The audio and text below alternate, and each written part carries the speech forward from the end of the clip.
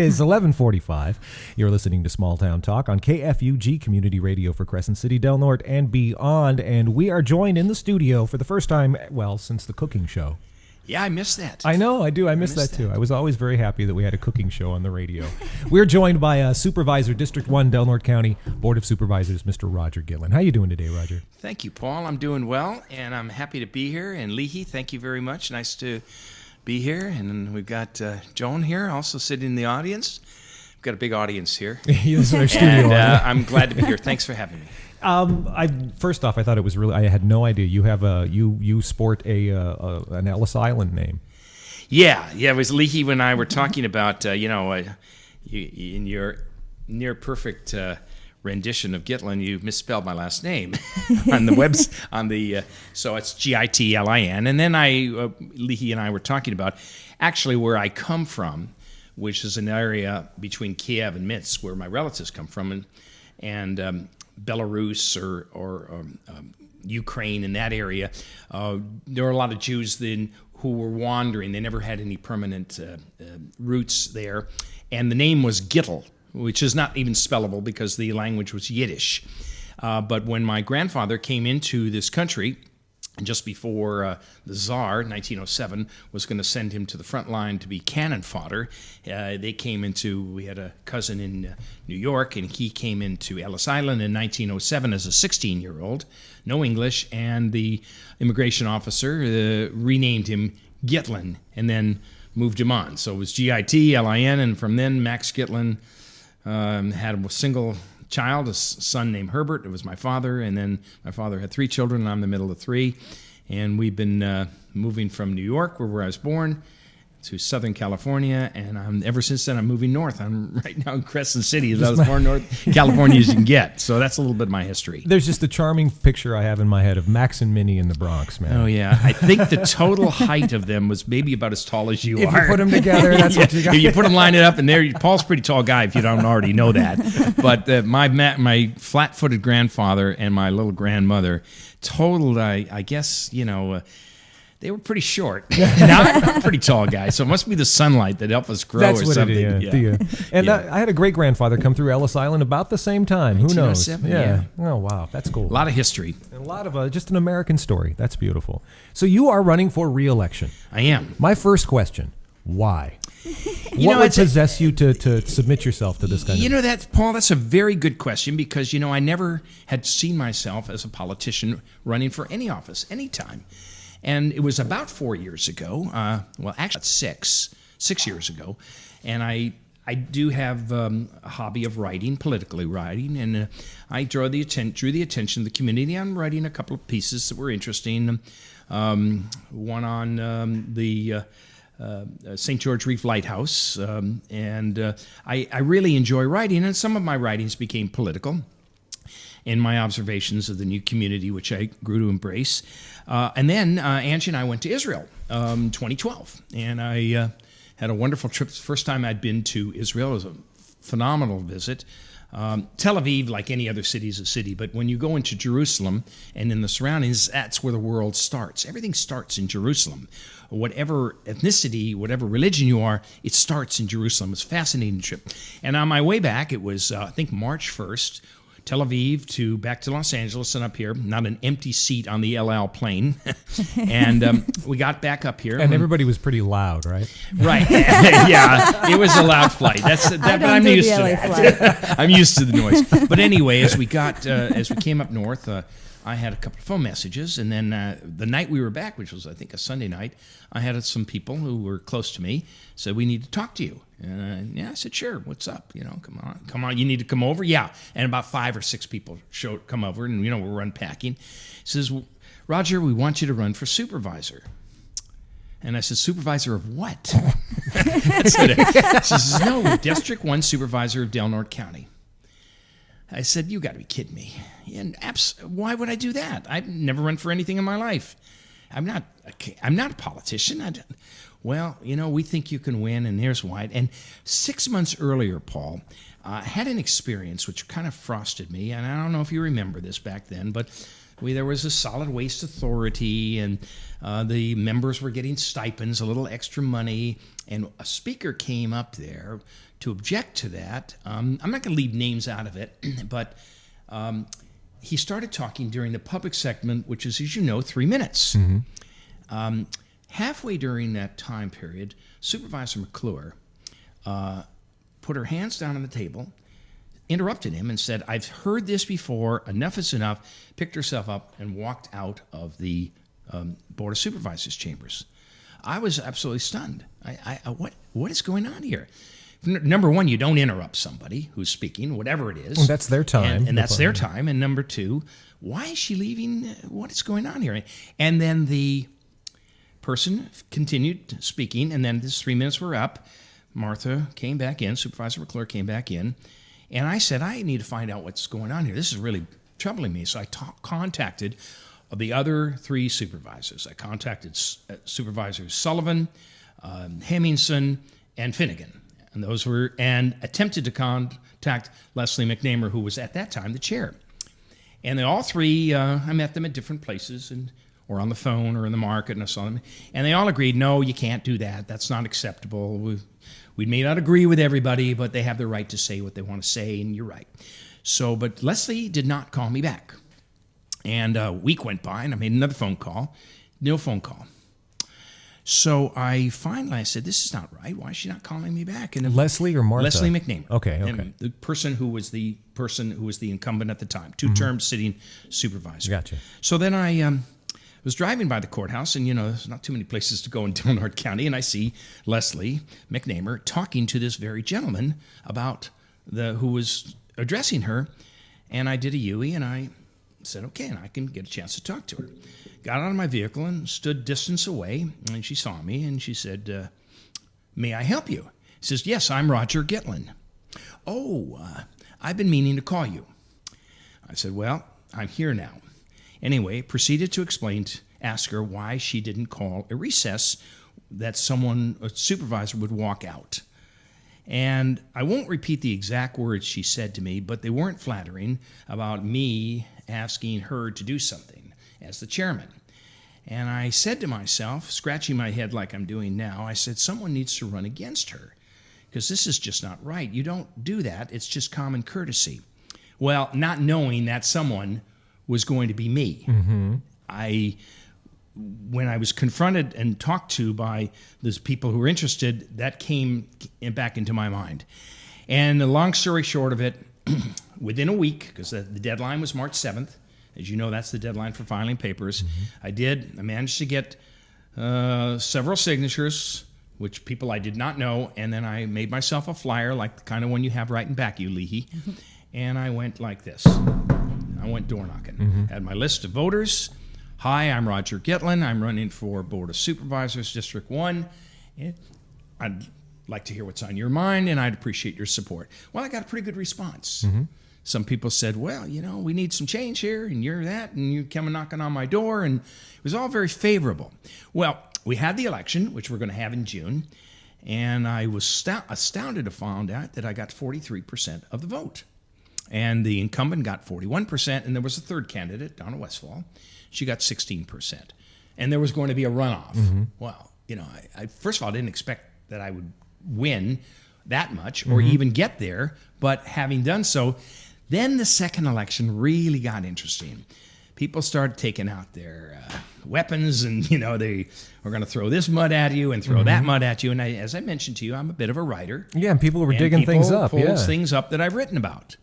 And as a writer, you're one thing, but as an elected official, you have to put on another hat. Long story short of it, we had the election in November, a second election, and I got about 53% of the vote, and Leslie got 47% of the vote, and I took my oath of office January 7th of 2013. And the rest, as they say, is history. So now we're bringing it up to, so go from here. That's a little history. I hope I haven't bored you. No, not at all. And actually, but I don't want to skip over a big chunk of history. Talk about your term, your first 4 years. Well, it's been interesting. Paul, I looked around and I said, okay, I'm not here because of my charm and good looks, and I went to Del Norte High School. I didn't get to this level. I got here because there's something wrong. Some people's phones aren't getting answered. They're being ignored. They're not solving the problems. And I looked around this community, and since I've been here, and it has continued to slide. We have less markets. We have now less banks. We have less this boarded up shop and that boarded up shop. Something isn't right. So I went into the situation, and I think the first issue came up on the issue about fish counting. You maybe remember that, counting fish in the Smith River at a special machine. And I asked why. Why do we need to count fish? Do we understand? Oh no, you need to know this. This is good science. And I said, how much money is it going to cost? And $60,000. And I voted no on it. Well, of course, Supervisor McClure was in the conversation, and she's voting. She's about to vote on it. And I said, excuse me, unless I'm misunderstanding something, are you not the aunt of the person who's going to receive the money? And she said, yes, I am. So Mr. Chairman, this is the time, Mike Sullivan, isn't that a conflict of interest? Don't you have to recuse yourself? Now, remember, I'm pretty new. I'm new on the board. She recused herself. So we took the vote anyway, and it passed. Passed by a 2-1, which actually was not a legal vote. You need 3 votes. But the council didn't catch that. But from that point on, I started looking around, and I started seeing things and asked a lot of questions. There was a public health officer living in Santa Barbara County, earning $3,600 a year. His name was Martinelli, Dr. Martinelli. Oh, yeah. Yeah, you remember him. Nice enough doctors. How do you do your job as a public health officer in Del Norte County and live in Santa Barbara County? Because you've got a beautiful house on the river up in Hiuchi. He does, and it was for sale. But he lived for the last 18 months down in Santa Barbara. So I went to my chairman. I said, "Are you all right with this?" I went to Chairman Sullivan. He says, "No, we need to do something about that. You're absolutely right." Well, the something about it is him to retain his job, but to find a volunteer, non-paid individual, a doctor, who will do that when he can't do his job. Well, that didn't make any sense to me. I said, why can't we find a local doctor? We have a hospital here. Why can't we find a local? I lost the vote 1-4. Within 2 weeks, the public health officer is replaced by a local doctor. And I said, I lost the vote, but now why are they replacing it? Because we already passed the amendment. And I began to see how things are operating. Just you bring something up, you vote no on it, but then people start rumbling, and then there's lots of talk, and all of a sudden there's action. Now, I don't know if I was the mitigating factor of that, but we have a local health officer who lives in Del Norte County, and public health officer who can do his job, and we don't have that conflict. That's all we wanted, is a sense of fairness. It's not about political party. It's about a sense of fairness and spending money that is it doesn't waste the taxpayers' money. Well, with those kinds of issues, I found myself in a situation of looking within and confronting issues that had heretofore never been discussed. It was essentially a rubber stamp kind of board of supervisors. I was reminded that 94.7% of all of these supervisors' votes were unanimous. And I responded, I said, I don't think that's something to be proud of. I think you have to have robust discussion, and it's okay to have a 3-2 vote, or a 4-1 vote, 2-3, or 1-4. It's okay. There's nothing the matter. We have differences of opinion on how we look at issues. But when everything is 5-0 and the public is not happy because their phones are not getting answered, and you take a look around at Del Norte County and you see what you see, there is this is an area of great concern to me. Now, other popular projects we've involved in, we founded a program called Take a Bite Out of Blight. Someone asked, where did you get that name from? Take a Bite Out of Blight. Well, audience, let me tell you, I didn't invent it. I actually looked at the word blight, and up came Take a Bite Out of Blight, Southington, Connecticut, about some goat program to eat all the weeds on these open lots in Southington, Connecticut. So I said, I'm going to use Take a Bite Out of Blight, and we started to do that, and I got donations of ecology dumpsters, and then we organized volunteers, 15, 20, and we went after public, private properties. We didn't wait for approval. We went out and we started. I think our first project was the Walmart property. The county property was all fouled up and tons of trash down there and people living down there, and it was a mess and hypodermic needles. We took out 4.5 tons and put it in a 30 cubic yard dumpster. And since that time, we've done 17 additional blight projects on private and public property. Now, who would be against that? That's not political. Who would oppose cleaning up Del Norte County? Why would you oppose it? Raccoons. There are people who find fault with what I'm doing. Why? I can't tell you, except that in my quiet evenings when I'm sitting alone with my hands in the back of my head, I understand that there is substance and there is style. The substance is, this is how I feel about it. This is what I'd like to do to fix this problem. Let's fix it. This is what I do to improve our community. And the style is how I go about doing it. Mm-hmm. Therein lies the issue of everything Del Norte. Style. Well, guilty as charged. Sometimes I am a bit of a bull in a china shop. That's what I was going to say. I'm taking the words out of your mouth. I was stricken by the self-awareness of that commentary between content I am very and style. aware. Yeah. What can I say, Mr. Paul Kretz? Sometimes that's my personality. Sometimes people don't say thank you when you say please. Mm-hmm. And I'll draw that analogy. Have we tried doing and reasoning with people? Can we do this? And of course, it's almost legend when Supervisor Chairman became the chairman of the Board of Supervisors, by the way, of which I nominated him. Mm-hmm. Let me be perfectly clear. I would attempt to get certain things on the agenda, which is the right of every supervisor. Mm-hmm. They would not get on the agenda, and this became very frustrating to me.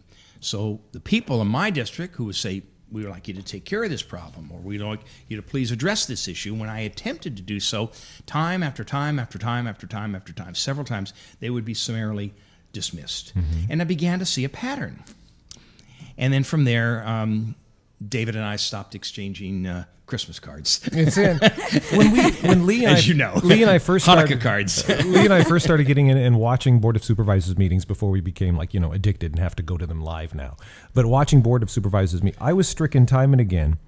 And I don't agree with a lot of what you say. Of course. But I was stricken time and again. And how many times you got your mic turned off, it seemed. Yeah, Paul, look, of course we don't agree on everything, but isn't that the beauty of what democracy is all about? That's actually that's the nexus, the underpinning of the ambivalent sort of attitude I have about you, because I completely understand and celebrate and think it's incredibly necessary to any organization to have the gadfly, to have somebody who stands up. When everybody's saying hooray, I want somebody to stand up and go, wait a minute. Exactly. And when it comes to money, I've done that. I have a bit of a talent looking at money and saying, this is not helpful, this is wasteful, or what have you. But instead of this rubber stamp mentality of it goes one after another, and no one questions it. Well, I do. And I have, and I will continue to do so. So my first 3.5 years on this Board of Supervisors has been one which I'm very, very proud of, I might tell you. And yes, Paul, we will disagree on a number of issues, and that's okay. Yes. It's all right. You believe that government is doing a good job here, or government is the answer. I'm a person who believes in limited government. There's nothing right with my decision or wrong with yours, or vice versa. We happen to see things differently. So what is the matter with having an honest, robust discussion rather than putting a thumbnail on it and then you don't have the voice heard? Mm-hmm. That's not democracy. And that's all I've said is just give us our fair share. I'm perfectly willing and accepted if we lose on a vote, but let's do democracy. And the issue came up, and I don't know if you're going to bring it up, but about prayer before our meetings. And I want to set this in the proper timing. I am not a Christian. I'm Jewish. But some people in my district had asked me and reminded me that the Supreme Court in April of 2014 had recently decided that denominational prayer, was acceptable before government meetings. I said, well, we're a government meeting. Well, I'm going to suggest it to my chairman that we have a discussion. And I even went from denominational to make it a non-denominational prayer just before our meeting. Well, he wouldn't put it on, Mr. Finnegan wouldn't put it on the agenda. And I asked him why. Well, I'm not going to repeat the answer, but let's just say that I was not going to get that on the agenda. And it was not right that we didn't, but I brought it up anyway. And I had people from the community, churches, some members of the community, who said, why can't we do this? Why can't we take a vote on it?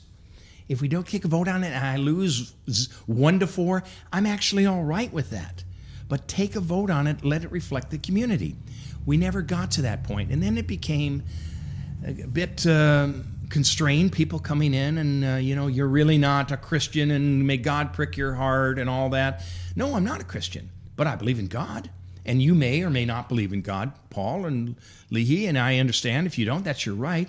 But why can't this community have a non-denominational moment of thank you for give us wisdom as we move forward, and make it in a general sense to just settle us down and know that we're just more than people.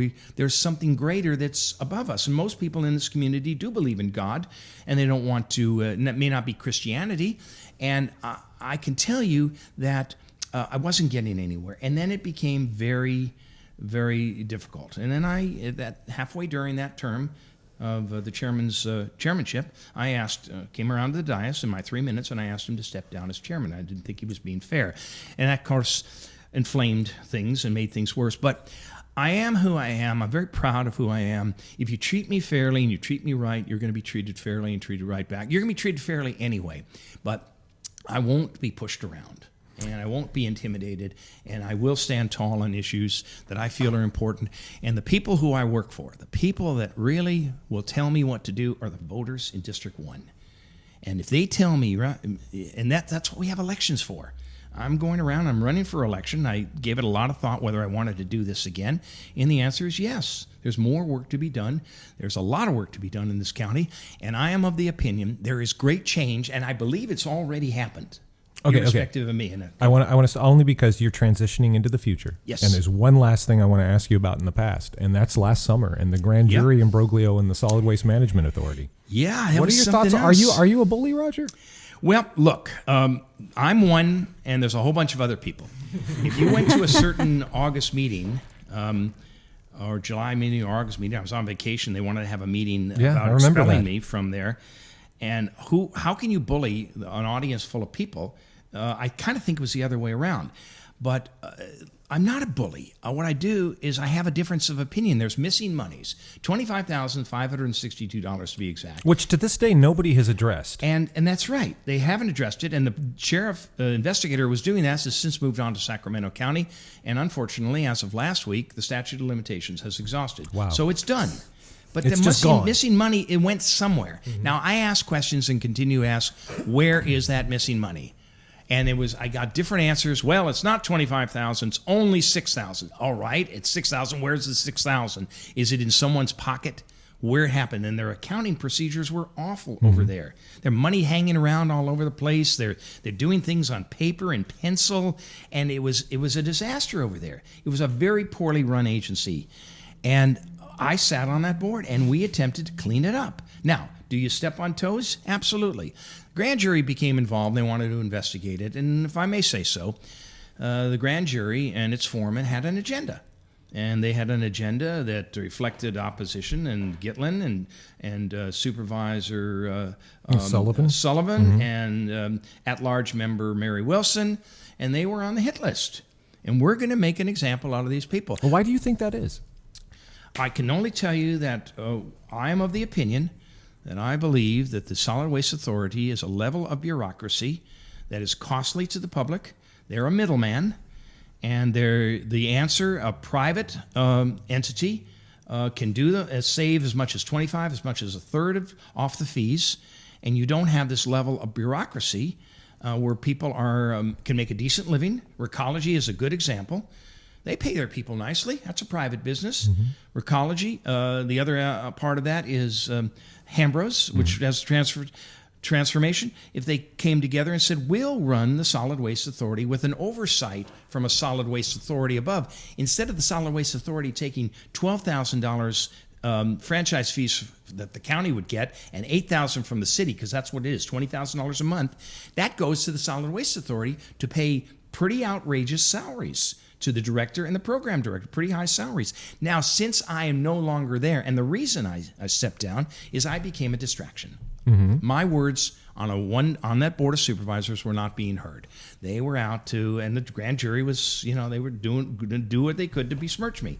I became the message rather than the messenger. So I said, it's time for me to step back and let someone else do this. And since that time, they've still been unable to appoint, maybe now they have it, a public member. How does that, okay, the couple of things. First off, you use the word besmirch more than any other person I've ever known, and I appreciate that. Yeah. Stain me.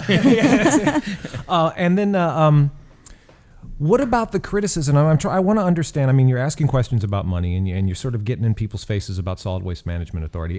What about the this is nuts and bolts sort of stuff, Sure. but this is what popped. What about the assuming the liability for the closed dump? Okay, good question. We have a closed dump. That's, as I understand it, the primary purpose. We of have the a closed landfill, which is eventless. It's an event. Nothing happens there. The county would be realizing $12,000 a month franchise fees, which is $144,000 a year. We could have in our code enforcement department or community development someone to do the paperwork to make sure that there are no problems when we report the details of the closed landfill to Sacramento. Right now, the Solid Waste Authority is doing that. It's perhaps 5-6 hours a month.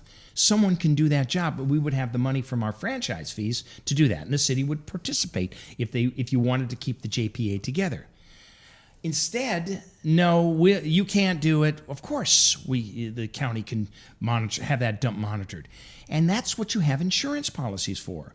You can have an insurance policy on a leaking landfill. There's never been a case where they made a claim, and we've looked at them, but that's what insurance policies are for. Paul, Leahy, there are ways to save the county money. It doesn't have to be with this old model, which reflects an agency which, frankly, is and was not very well run. And they are making this their mission. We're responsible for the landfill. And by the way, it's the landfill is at the highest threshold of payment because we've not applied for reductions in having those that rate reduced. So we pay and now recently they have, and they finally got it, but we're paying a very high fee to the state for the landfill management. So that can be mitigated. But let's have the discussion to discuss that instead of saying, no, this is how it's going to be done.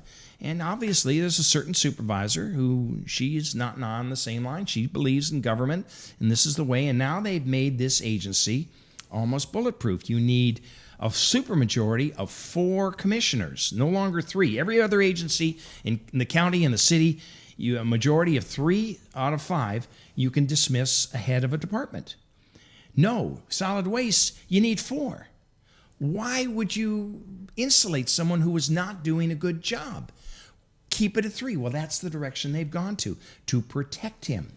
Now, when someone goes to protect him, I then say, what are you hiding? So, there are a lot of issues in having and reviewing what the grand jury was all about and what their mission was. And I believe that it was not an objective mission. They were not seekers of truth. They had an agenda. They asked the same questions over and over and over again over a 4-hour, 5-hour interview of me. They did it with the other people. And in the end, they came out and they made decisions which they had no license to do. We think you should remove this member. That's not what grand juries do. They deliver evidence. We want Gitlin should resign. Well, they overstepped their bounds.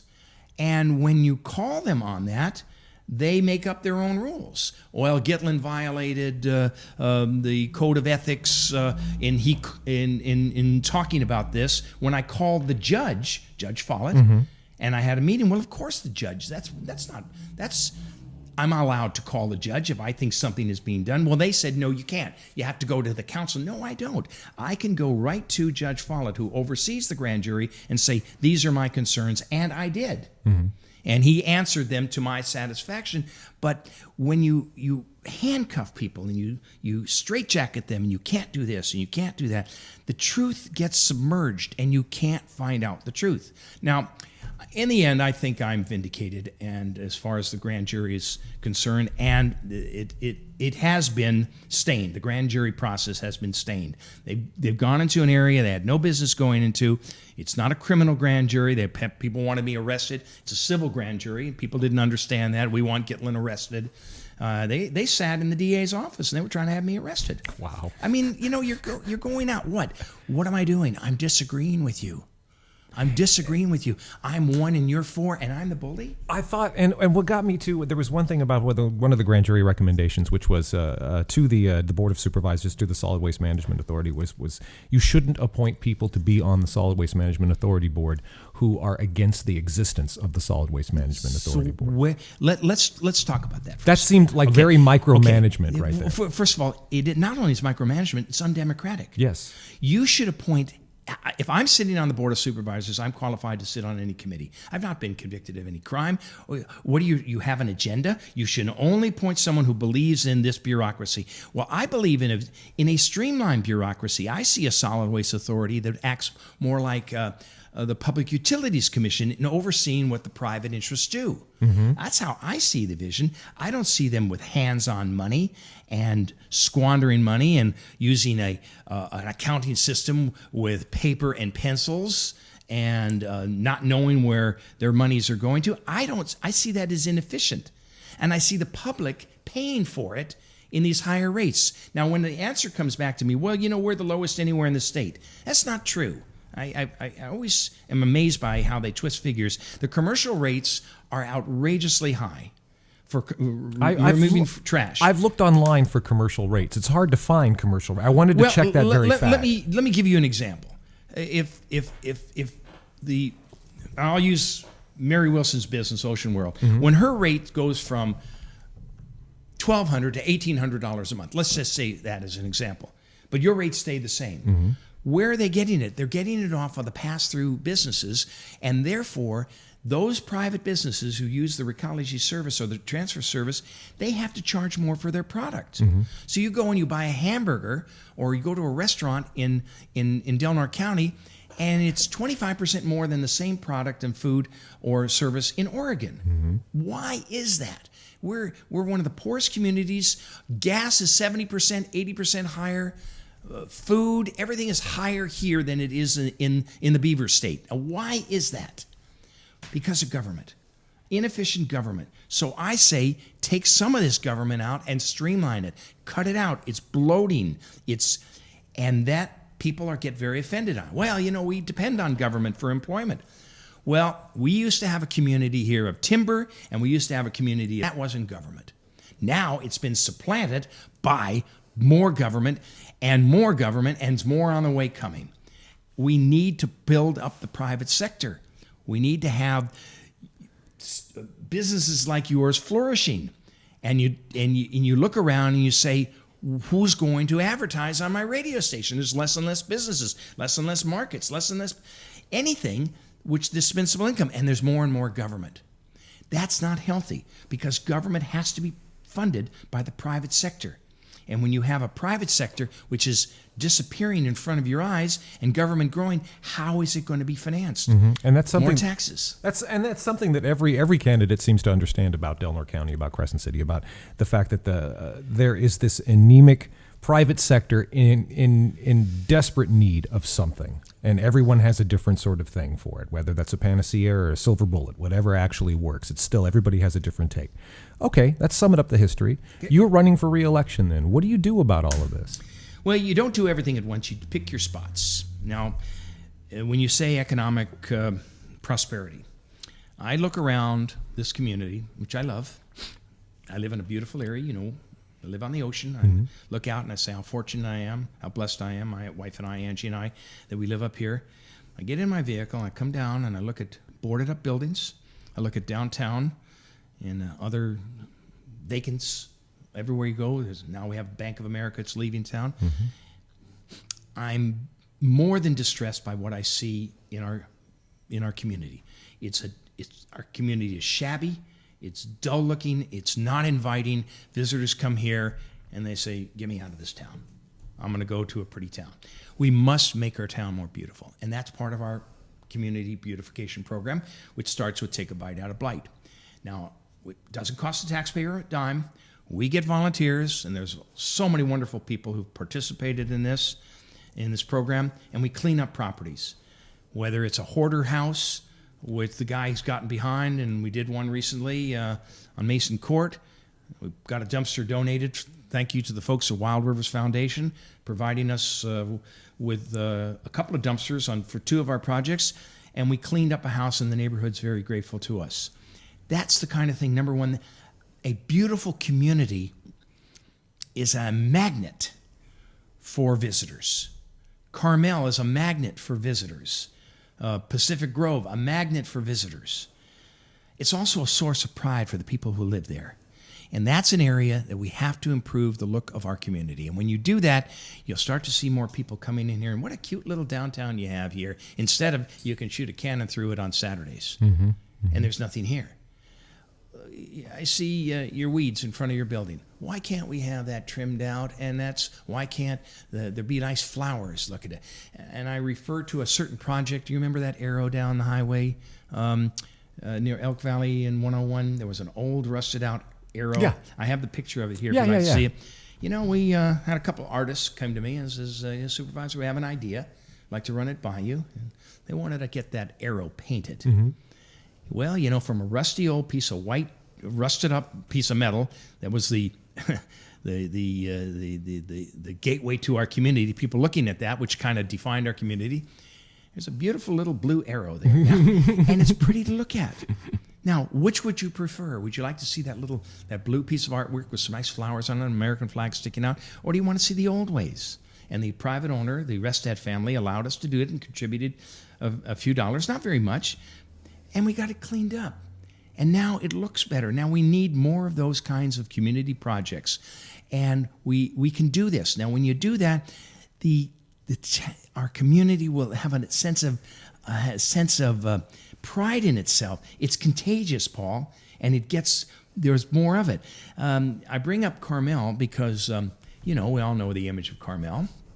I always get the feeling Carmel just wanted me to keep moving. Okay, but let's just show you that it's not political. Let's go to Monterey. Let's just say, and you and I are on different sides of the political spectrum many times, but Carmel is filled with lots of folks who think like you. Okay, do you know when you go into that community, there's not a blade of grass out of place? You go into that Carmel, and it's an expensive community. Yeah. Everything is in place. You look in there, and they are those hotels, bed and breakfast. They're filled to the brim, and it's beautiful. And it's run by people who are green power people and solar. You know what I mean? It's not political. And you come up here, we have the same ocean that they have. That's a misnomer because it's not about left or right. Okay. You have to break down the political spectrum about money or not. So, okay. But my point is, when you come into Crescent City, it's not. Okay, the median price of a home in Crescent City is $152,000. Wow. The median price of a home in Carmel, California, is $896,000. Okay, now anywhere you go, and we are a beautiful community. Our redwoods and our oceans are as pristine as ever. We have almost the lowest price homes in the state, next to I think El Centro. And why is that? Why is our town, does it look this way? Why do we have people walking through the streets and the national state parks moved out of their offices? They moved out because they're being inundated by people who have needs, homeless people. And now they're going to be moving up into Hiuchi. We lose another business here. We lose another storefront here. And that bridges me into another subject of what do we do about people who have nowhere to go and nothing to do? Okay, first question before we get into that, because I've got things to ask you about the homelessness. Okay, so we've talked about the resource-based economy dying here, the fact that the economy in Delnor County has been sliding since the 70s, with a little blip with the prison, things like that. The poverty, which is the poorest county in the state, it's endemic. Is fighting blight enough? No, we need more. First of all, for 6 months out of the year, we actually have a lot of people coming through our community. We have redwoods, and we have people, and you see 1 million cars a year, most of them coming through in about 6 months of the year. We have a road that's falling apart that we don't have the wherewithal to get the road built before 2039. That's ridiculous. That's last chance greed. Now, I'm going to echo your words, and what Paul just says, that's ridiculous. Of course it's ridiculous, but when we bring up, let's get together as a community, I don't like to use the word demand, but I'll say this, and demand that road be replaced in 5 years. It's not if, it's going to collapse. Well, Gitlin doesn't understand this, and Gitlin doesn't understand NEPA, or Gitlin doesn't understand CEQA. Oh, yes, I do. These are man-made laws made to slow the process down. Now we have a situation where that road is going to go. And it's a $300 million economy in Delaware County, and we're risking it, not irrespective of the lives that may be lost when the road goes. Mm-hmm. That's irresponsible. We have to get this road fixed, and this community needs to come together. And with the governor, it's a U.S. highway, and our congressman, Jared Huffman, we need that road now. Mm-hmm. And the CEQA process, which I'm studying right now, and everybody knows CEQA is the California Environmental Quality Act. We're looking to streamline it. I'm not looking to eliminate it. Streamline the process so it's not 8 years to complete a CEQA report. Mm-hmm. We can have it done in 18 months. And it's realistic.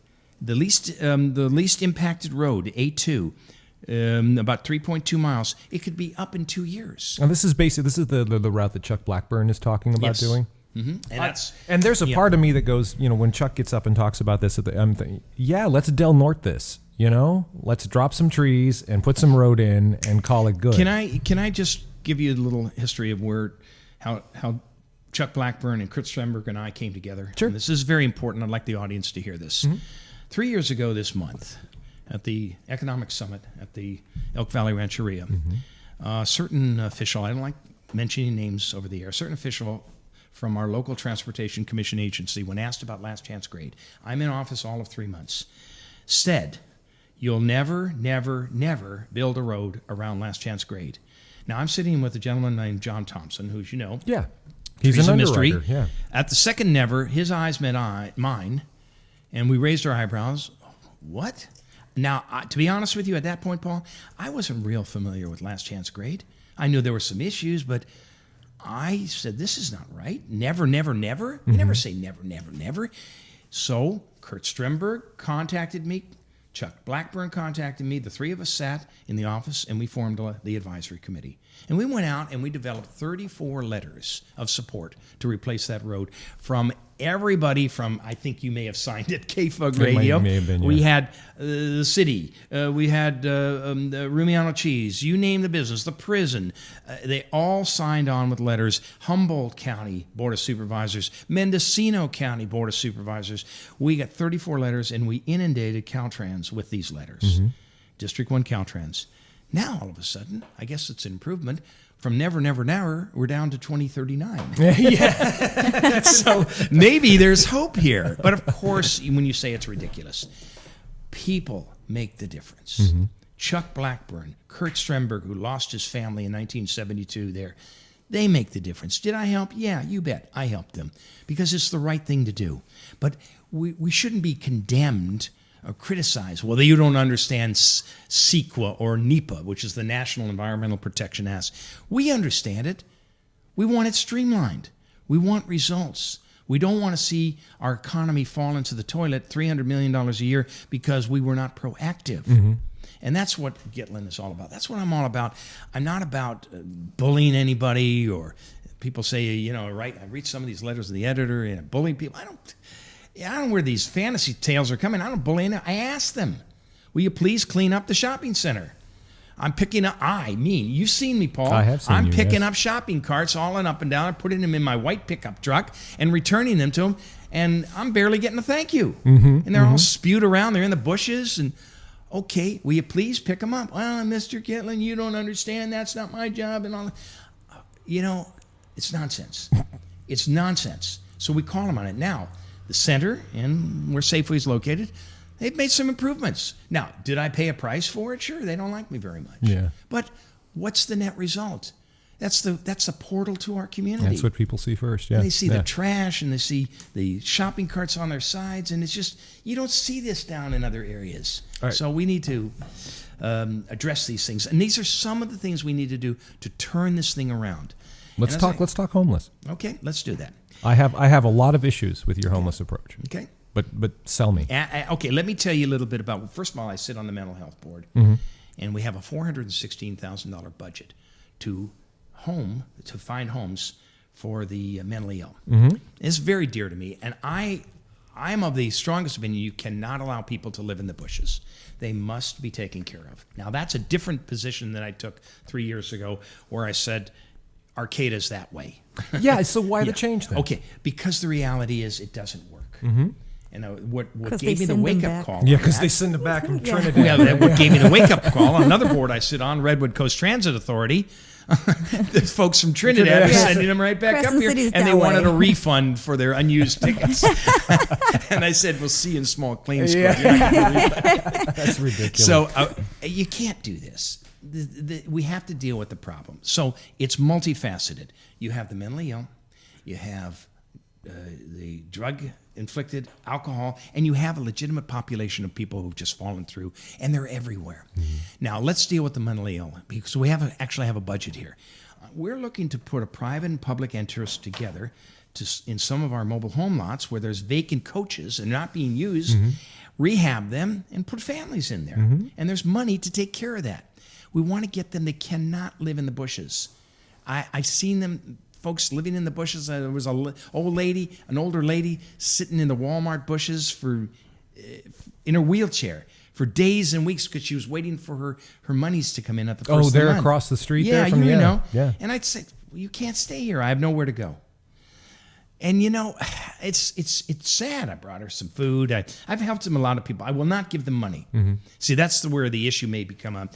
When people come up, excuse me, sir, and I hear that, and wherever I'm at, I will not give you money because the money is going to go into drugs, or it's going to go into alcohol, or it's going to go into fast food, and I'm going to end up picking up the Fritos bag on the street. But I will get you food, and I've offered to buy them food. Here, let's get you a nice meal.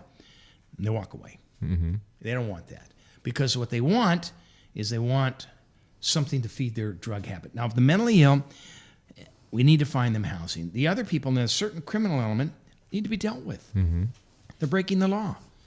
When you're panhandling on the street, you're begging for money, and you're using that for drugs, you're enabling someone.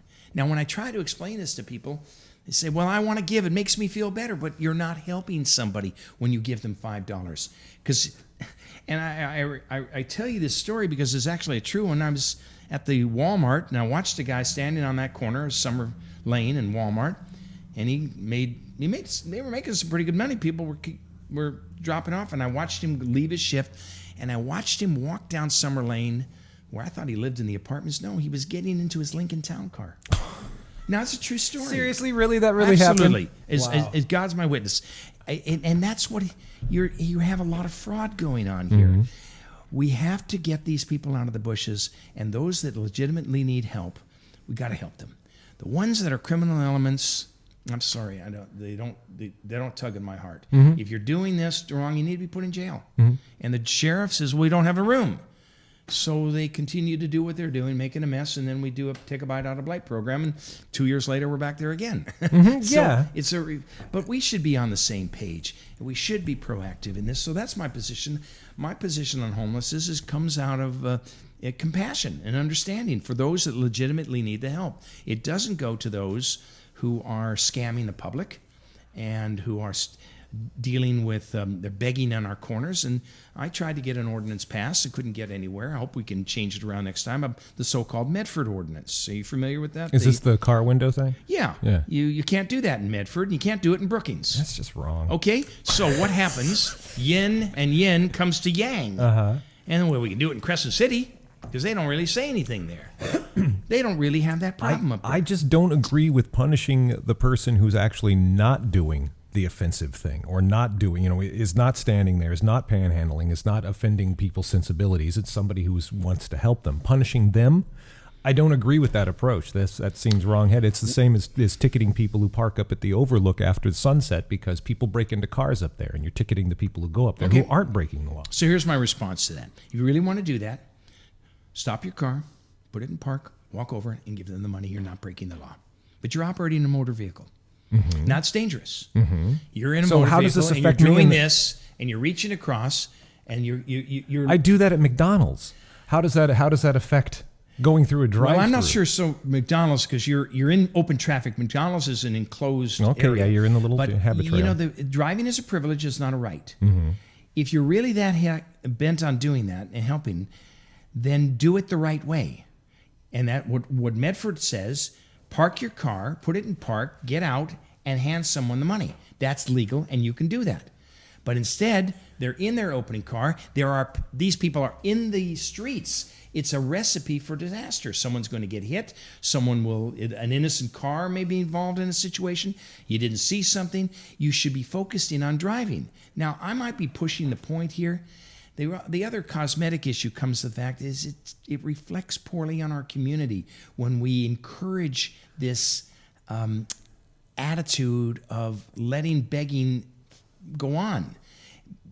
We're better than that in this country. We have resources. Those people can get the resources at Rural Human Services.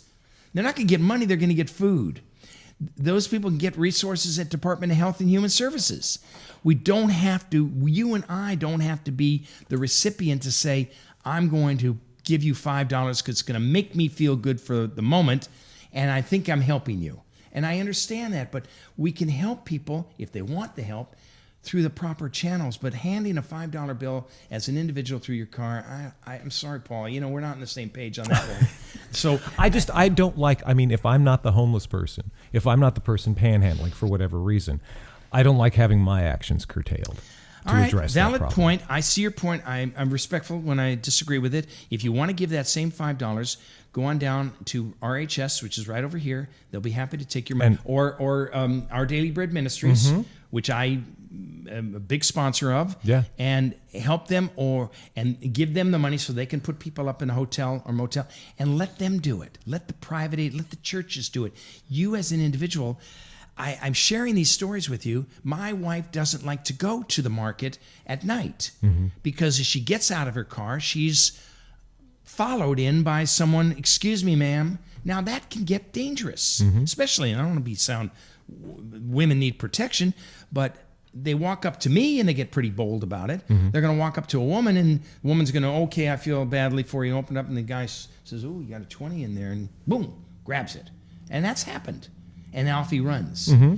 It's a recipe for disaster when the individual is subjected to these. I'm just going into the market to buy a quart of milk at the market, and then I had someone coming up and asking for money. Oh, I was really rude to somebody yesterday, just in that really situation, because I was not in the mood to be generous, and I was just walking back to my car and said something really bad. We're a better society than to allow the individual to be subjected to that. Now this is something. I was thinking about this because your approach to homelessness in the past to me has seemed it's like.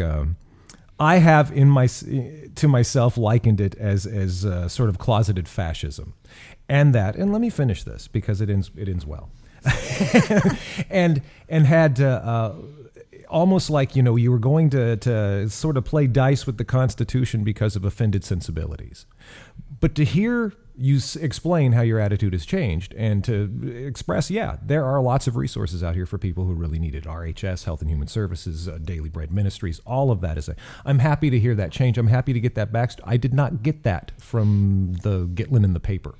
I know. And that's what happens sometimes when you have what I'll call a microwave approach, and Gitlin says this and Gitlin says that, and some people put things in my mouth that I never said. I come from a background where my religion tells me to be generous and to be kind. I'm not a hard person, or I will never allow someone to really be in danger. I will help them get out of the street and what have you. It's always been that way. But I know that there's a very strong growing criminal element, a drug using element, an alcohol using element that preys on people and their goodness. And you have to be aware of that. We have to be sensitive to the fact that things have gone a little too far. The pendulum has swung out here, and now it's swinging. I don't know if it's coming back, but if you really need help, we'll get you help. I want to be part of that process to get someone help.